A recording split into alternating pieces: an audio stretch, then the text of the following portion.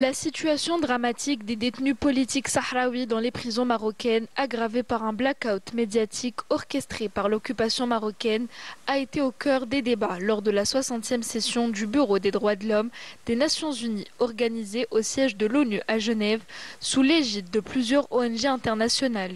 Plusieurs conférences sont venues tirer la sonnette d'alarme sur les violations systématiques commises dans les territoires sahraouis occupés et appeler la communauté internationale à prendre des actions d'urgence.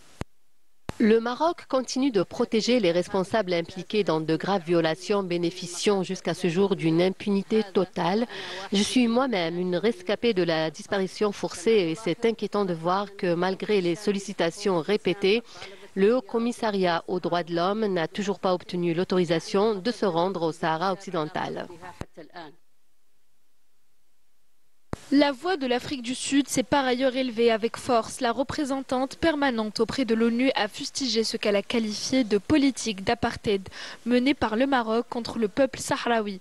Elle a mis en lumière le recours systématique à la torture, au procès inéquitable et à la criminalisation de l'identité sahraoui.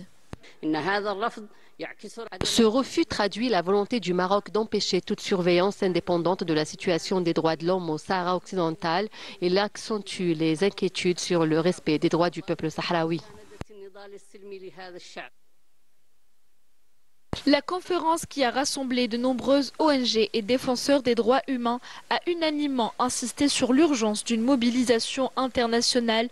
Tous ont souligné la nécessité d'exercer une pression accrue sur les instances compétentes afin que le droit du peuple sahraoui à l'autodétermination soit enfin respecté, conformément à la légalité internationale.